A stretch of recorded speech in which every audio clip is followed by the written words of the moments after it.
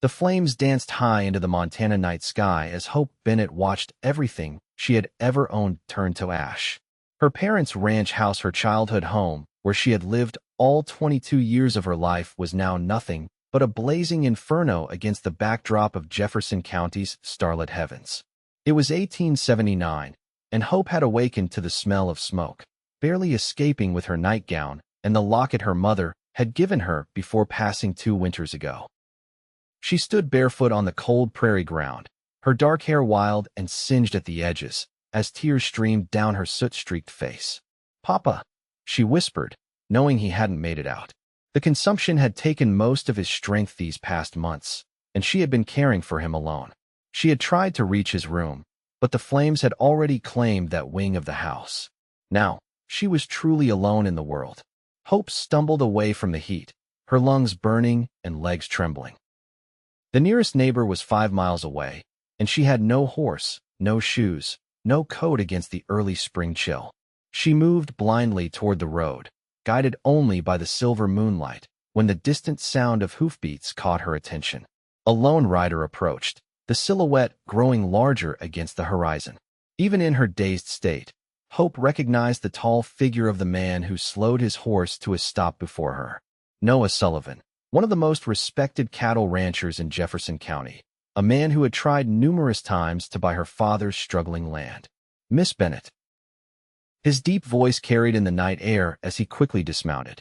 "Good Lord, what's happened?" Hope could barely form words as she pointed back toward the orange glow on the horizon. "Everything. It's all gone." Noah's weathered face, illuminated by the distant flames, showed genuine concern as he shrugged off his long duster coat and wrapped it around her shoulders. "Are you hurt? Where's your father?" Fresh tears welled in Hope's eyes, and Noah understood without her having to say a word. "I have nothing," she finally managed, her voice breaking. "Nothing but my life." Noah's expression softened as he gently placed his hands on her shoulders. "That's more than enough, Miss Bennett," he said quietly. "That's more than enough." Without another word, he lifted her onto his horse and climbed up behind her. As they rode away from the dying light of what had once been her home, Hope felt something unexpected bloom within her grief, a small, tentative flutter of hope. Noah Sullivan had not expected to find anyone on the road during his late-night ride back from Jefferson. He certainly hadn't expected to find Hope Bennett, the stubborn, proud daughter of Franklin Bennett, the man who had refused to sell his land to Noah despite numerous fair offers. He'd admired her from afar for years, watching her work the failing ranch alongside her father with a determination that matched his own. Now, she sat trembling before him on his horse, her body curled forward in shock and grief. "My ranch is just beyond that ridge," he told her, his voice gentle but firm. "My housekeeper, Mrs. Abernathy, will help get you settled." "I can't impose," Hope protested weakly. "You're not imposing when you're invited," Noah replied. "And I'm inviting you." The Sullivan Ranch was everything the Bennett place had once been before her father's illness had made it impossible to keep up with the demands of ranch life. The main house was a solid 2-story structure with a wide porch and windows that glowed with lamplight even at this late hour. As they approached, a gray-haired woman emerged from the front door, her expression shifting from annoyance to concern. "Mr. Sullivan, I was beginning to worry, Mrs. Abernathy's words died on her lips as she caught sight of Hope. "Oh, my dear girl, what's happened?" "The Bennett place burned," Noah explained as he helped Hope down from the horse. "Miss Bennett needs a warm bath, clean clothes, and a place to rest."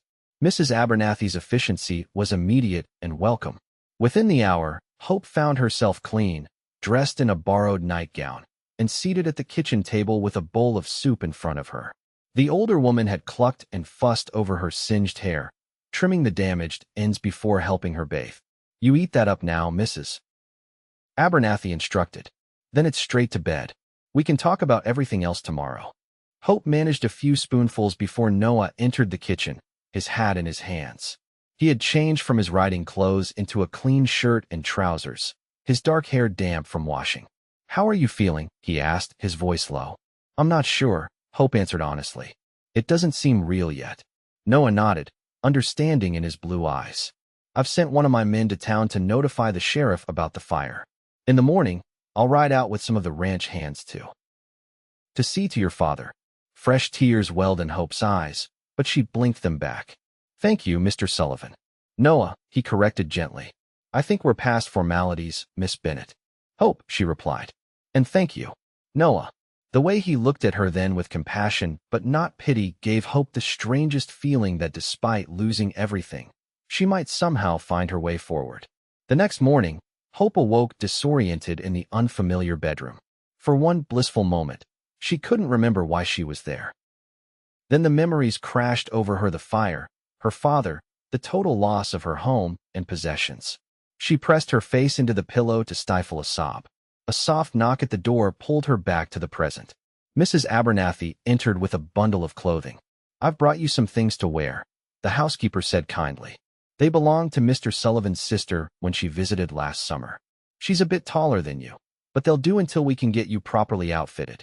Hope accepted the simple cotton dress gratefully. I don't know how I'll ever repay Mr. Sullivan's kindness. That man has more money than sense sometimes, but a good heart, Mrs. Abernathy replied. He's already left with some men to attend to matters at your property. After dressing, Hope made her way downstairs. The Sullivan home was tastefully furnished, not ostentatious, but clearly the residence of a successful man. Through the windows, she could see the expanse of his ranch, well-maintained fences, healthy cattle grazing in the distance, several outbuildings, and a large barn. Mrs. Abernathy found her staring out at the view. Come have some breakfast, dear. You need your strength.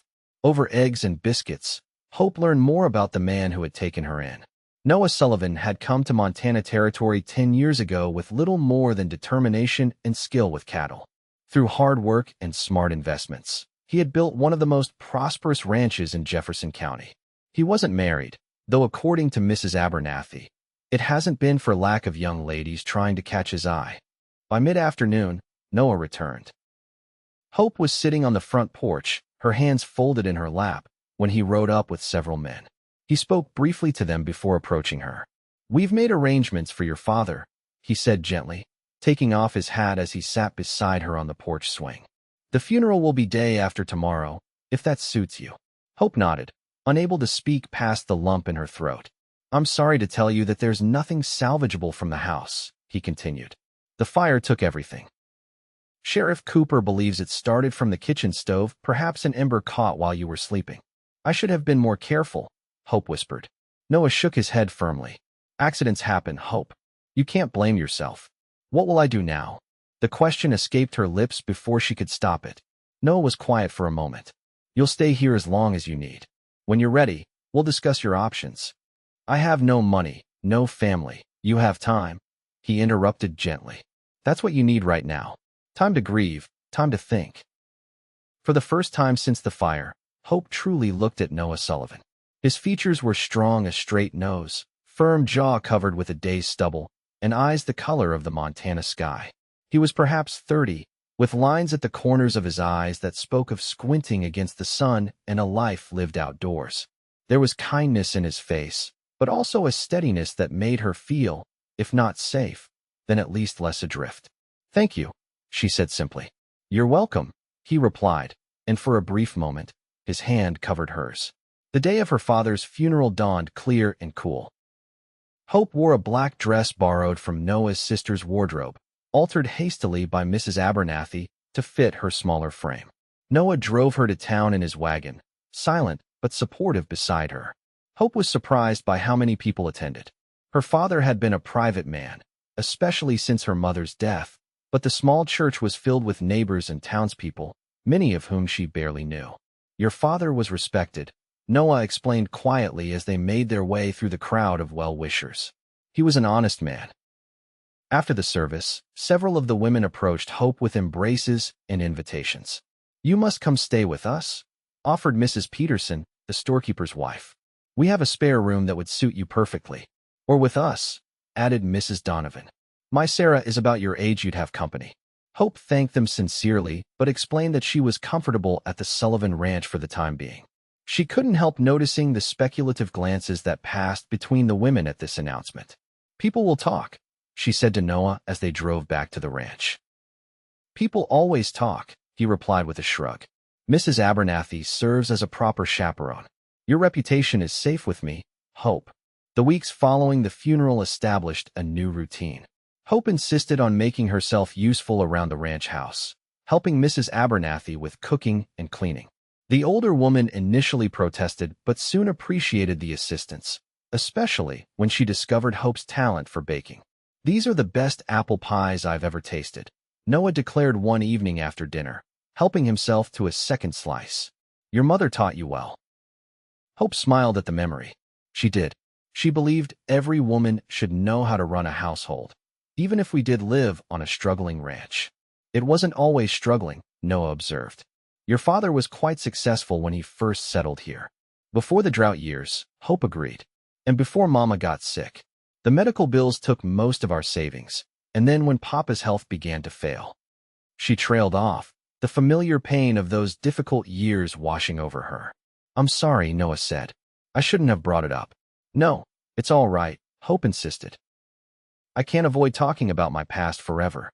Noah studied her for a moment. "Have you thought about what you want to do next?" Hope had been thinking of little else. "I could seek employment in town. Perhaps the school needs an assistant, or I could work in the general store." "Those are possibilities," Noah agreed. Or, Hope prompted when he hesitated. "Your father's land is still yours," Noah said carefully. "It's good land, Hope. With the right investment, it could be productive again." Hope shook her head. "I have no means to rebuild, no money for cattle or equipment." "You could sell it," Noah suggested. "I would offer you a fair price, more than fair." Hope stiffened slightly. So this was his angle all along, to finally acquire the Bennett land that her father had refused to sell. "I'm not ready to make that decision," she said coolly. Noah seemed to sense her withdrawal. "Of course, I shouldn't have mentioned it now. It was insensitive of me." Hope excused herself shortly after, retreating to her room with a mixture of confusion and disappointment. Had Noah's kindness been motivated by his desire for her land all along? The thought kept her awake well into the night. The next morning, Hope rose early, determined to clear the air with Noah. She found him in the barn, saddling his horse for the day's work. "Mr. Sullivan," she began formally. He turned, one eyebrow raised at her tone. "We're back to Mr. Sullivan now." Hope took a deep breath. "I want to thank you for your hospitality, but I think it's time I found my own way. Mrs. Peterson's offer of a room in town is probably best." Noah set down the saddle blanket he was holding. "Have I offended you in some way, Hope?" "No. I don't want there to be any confusion about my father's land.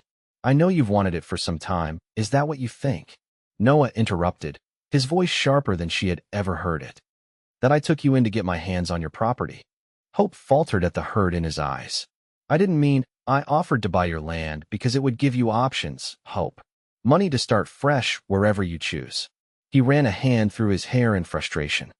"If you think my concern for you has been anything but genuine, then perhaps you should go to town." He turned back to his horse, his shoulders rigid with tension. Hope stood frozen, realizing she had misjudged him badly. "Noah," she said softly, "I'm sorry. It's just I'm not used to people helping without expecting something in return." Noah's posture softened slightly. "Not everyone is looking to take advantage of you, Hope." "I know that now," she said. "I'd like to stay, if the offer still stands." He turned to face her, his expression serious. "It does. But I want you to understand something. Your father's land is yours to do with as you wish. Sell it to me, sell it to someone else, keep it, that's your decision. It has nothing to do with my offering you a place to stay." Hope nodded, feeling ashamed of her suspicions. "I understand. And thank you." As spring progressed into summer, Hope found herself settling into life at the Sullivan Ranch. She helped Mrs. Abernathy with the household duties, learned to ride the gentle mare Noah provided for her use, and even assisted with some of the ranch work when extra hands were needed. She also found herself watching Noah when he wasn't aware. The way he treated his ranch hands with respect, his patience with young colts, his quiet competence in all things, these observations built a picture of a man very different from her initial impressions. One evening, as they sat on the porch watching the sunset, Noah asked, "Would you like to see your land tomorrow? I have business nearby, and we could ride over together." Hope hesitated. She hadn't returned to the site of the fire since that terrible night. "I'm not sure I'm ready." "It might help," Noah suggested gently, "to say goodbye properly." The next day, Hope rode beside Noah across the rolling grassland of Jefferson County. As they crested the hill overlooking her property, Hope felt her heart constrict. The charred remains of the house stood starkly against the green landscape, a painful reminder of all she had lost. They dismounted, and Noah respectfully stayed back as Hope walked toward the ruins. Memories flooded back, her mother teaching her to bake in the kitchen, her father reading by the fire in winter, the sound of laughter echoing through rooms that no longer existed. "It was a good home," she said as Noah joined her. "It was," he agreed. "But a home is more than timber and nails, Hope." She turned to look at him, struck by the understanding in his eyes. "Yes, it is." They walked the property line together, Noah pointing out features of the land that she had never fully appreciated: the natural spring that provided water even in drought years, the sheltered valley ideal for calving season, the rich soil in the lower fields. "My father loved this land," Hope said as they prepared to leave. "Even when it seemed like it was fighting against him, he never wanted to give it up." "He was right to hold on to it," Noah replied. "It's valuable in ways that have nothing to do with money." As they rode back to the Sullivan Ranch, Hope made her decision. "I don't want to sell," she announced. Noah glanced at her, his expression unreadable. "All right, but I don't know how to make it work," she continued. "I have no resources to rebuild or restock." Noah was quiet for a long moment before saying, "There are other arrangements besides selling outright. Partnerships, for instance." "Partnerships?" Hope repeated. "I could provide the cattle and equipment. You provide the land. We share the profits," Noah explained. "It's not uncommon." Hope considered this. Would I live there again? "Eventually, if you wanted to. We'd need to rebuild the house first." The idea took root in Hope's mind. A way to honor her father's legacy while moving forward. "I'd like to think about it," she said. Noah smiled. "Take all the time you need." That night, Hope couldn't sleep. The possibility of rebuilding on her family's land excited her, but she was also troubled by more personal concerns. Living alone as a single woman would be difficult and potentially dangerous. And if she was honest with herself, the thought of leaving Noah and the life she had begun to build at his ranch filled her with unexpected sadness. Over breakfast the next morning, Noah noticed her distraction. "You look like you're wrestling with something," he observed. Hope set down her coffee cup. "I've been thinking about your partnership proposal." "And?" Noah prompted when she hesitated. "It's a generous offer, but I'm concerned about the practicalities. A single woman running a ranch, even with a partner's support."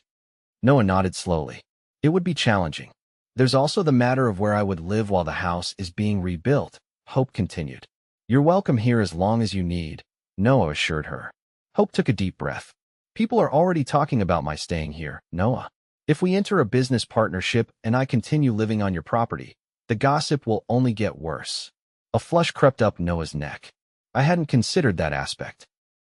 "Perhaps it's best if I take Mrs. Peterson's offer of a room in town after all," Hope suggested, though the idea held little appeal.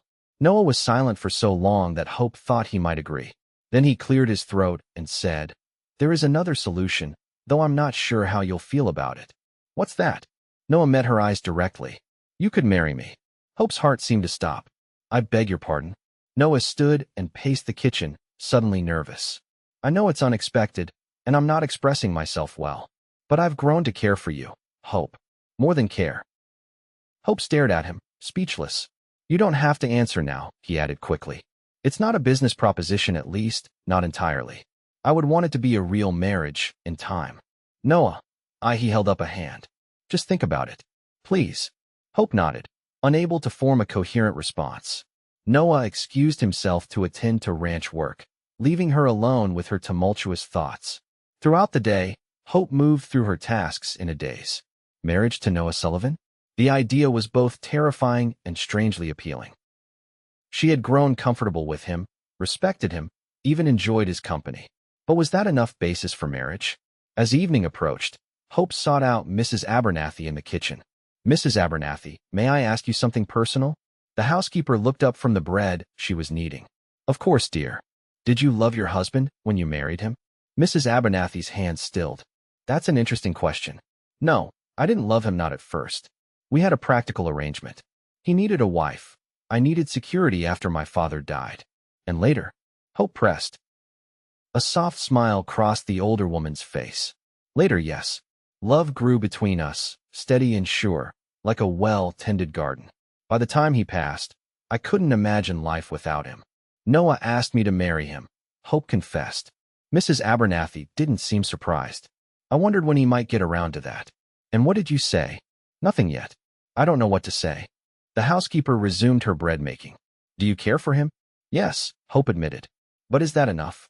It's a start, Mrs. Abernathy said wisely. In my experience, respect and genuine affection are a better foundation for marriage than some fleeting passion that burns out at the first hardship. Hope considered this. You think I should accept? I think you should follow your heart, dear. But I will say this, I've worked for Mr. Sullivan for 8 years, and I've never seen him look at any woman the way he looks at you. That evening, Hope found Noah in his study, reviewing ranch accounts. He looked up when she entered, setting aside his papers. I've been thinking about your proposal, she said without preamble. Noah stood, his expression cautiously hopeful. And, if I accept, I need to know that this isn't just about convenience or the land, Hope said firmly. I won't enter a marriage of convenience that leaves me vulnerable if your feelings change. Hope, Noah said gently, moving to stand before her. I wanted your land when it belonged to your father because it would expand my operations. I don't need it now. My ranch is successful without it. What I want is you. Why? The question slipped out before Hope could stop it. Noah reached for her hands, holding them in his larger ones. Because you're the strongest person I've ever met. Because you faced losing everything with more courage than most men would show. Because when you smile, really smile, it lights up something inside me I didn't know was dark. Tears welled in Hope's eyes at the sincerity in his voice. I'm not asking you to love me today, he continued. I'm asking for the chance to build something together, a partnership. Yes, but also a life where love can grow. Hope looked into his blue eyes and saw her future reflected there, not perfect or without challenges, but full of possibility. Yes, she said softly. I'll marry you, Noah Sullivan. His smile was like sunrise breaking over the mountains. Tentatively, he drew her closer and bent to press his lips against hers, a gentle first kiss that promised more to come. They were married 2 weeks later in the same church where Hope had buried her father. The town turned out for the event, curious about the whirlwind romance between the wealthy rancher and the orphaned Bennett girl. They think you're marrying me for my land, Hope whispered to Noah as they greeted well-wishers after the ceremony. Let them think what they want, Noah replied, his hand warm at the small of her back. We know the truth. Their honeymoon was brief, a week in Helena, staying in the finest hotel and enjoying the luxuries of city life before returning to the practical realities of ranch life.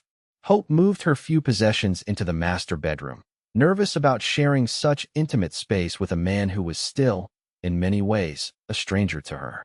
Noah seemed to sense her apprehension. We'll take things slowly, he assured her on their first night home. There's no rush, Hope. True to his word, Noah was patient and considerate, allowing Hope to set the pace of their physical relationship. Over the following weeks, their initial awkwardness gave way to a comfortable companionship that deepened with each passing day. Construction began on a new house at the Bennett property, which they decided to maintain as a separate operation rather than fully integrating it with the Sullivan Ranch. Hope threw herself into planning the home, incorporating memories of her childhood while creating spaces that reflected her new life with Noah. You've thought of everything, Noah remarked as they reviewed the plans together. It's going to be beautiful. It will be our place, Hope replied, leaning against his shoulder. Somewhere we can go when we want time away from the main ranch. By the time autumn painted the landscape in golds and reds, Hope had settled fully into her role as Mrs. Sullivan. She had learned the operations of the ranch business, gained the respect of the ranch hands, and established herself as mistress of the household. She had also, quite unexpectedly, fallen in love with her husband. The realization came one ordinary evening as she watched Noah reading by the fire, his brow furrowed in concentration. The simple domesticity of the moment, his stockinged feet propped on a footstool, the way he absently reached to pat their new puppy sleeping beside him, filled Hope with such overwhelming tenderness that she could hardly breathe. What is it? Noah asked, catching her staring. Hope smiled. I was just thinking how fortunate I am. Noah set aside his book. "Come here," he said, patting the space beside him. Hope joined him on the sofa, nestling against him as his arm wrapped around her shoulders. "Are you happy, Hope?" he asked, his voice low and serious. "Truly happy." "Yes," she answered without hesitation. "Happier than I ever thought I could be after losing so much." Noah pressed a kiss to her temple.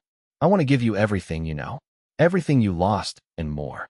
Hope turned in his arms to face him. "You already have, Noah. The most important things can't be bought or built." "Like what?" he asked, a smile playing at the corners of his mouth. "Like belonging somewhere. Like knowing someone sees you really sees you." Hope touched his face gently. "Like love." Noah's eyes widened slightly. "Hope, are you saying, 'I love you'?" she said simply. "I didn't expect to, but I do." Noah pulled her close, his kiss no longer tentative, but full of passion and promise. "I've loved you since that night I found you by the road," he confessed. "Everything since then has only made me love you more." Winter came early that year, blanketing Jefferson County in snow before November's end. The new house at the Bennett property was completed just before the first heavy snowfall, and though they wouldn't live there full-time until spring, Noah and Hope rode out whenever weather permitted to furnish and prepare their second home. On Christmas Eve, they sat before the fire in the main house, exchanging gifts. Noah presented Hope with a beautiful silver hairbrush set to replace the one lost in the fire. Hope gave Noah a handcrafted leather journal, embossed with his initials. "I have one more gift," Hope said shyly after they had admired each other's presents. "But it's not something I could wrap." Noah looked at her curiously. "What is it?" Hope took his hand and placed it gently over her stomach. "We're going to have a baby, Noah, next summer." The wonder that spread across Noah's face was everything Hope could have wished for. "A baby?" he repeated, his voice thick with emotion. "You're sure?" Hope nodded, tears of joy spilling down her cheeks. "Dr. Miller confirmed it yesterday when I was in town." Noah gathered her in his arms, laughing and crying at once. "Hope Sullivan, you are a marvel. Every day with you is a gift I never expected." As the fire crackled and snow fell softly outside, Hope thought back to that terrible night when she had stood watching her world burn to the ground. She had truly had nothing but her life, and yet, as Noah had said, it had been more than enough. More than enough to build this new life, this new love, this family that would soon grow. "What are you thinking about?" Noah asked, brushing a strand of hair from her face. "About how endings can become beginnings," Hope replied, "and about how sometimes we have to lose everything to find what we truly need." Noah nodded, understanding in his eyes. "Life has a way of bringing us where we're meant to be, even through fire. Especially through fire," Hope agreed, resting her head against his shoulder. "It burns away what doesn't matter and leaves only what's essential." As they sat together in the warmth of their home, with the promise of new life growing within Hope, she knew with absolute certainty that she had found what was most essential, a love that had emerged from the ashes of her past and would endure through whatever the future might bring. 7 months later, as summer bloomed across the Montana landscape, Hope gave birth to a healthy son they named Franklin Noah Sullivan, honoring both their fathers. The following year brought a daughter, Margaret Rose. By then, they divided their time between the main ranch house and the rebuilt Bennett home, creating memories in both places. Jefferson County watched the Sullivan family grow and prosper over the decades that followed. The terrible fire that had once taken everything from Hope became just one chapter in a much longer, richer story, a story of a woman who escaped with nothing but her life and found it was more than enough to build a future filled with love.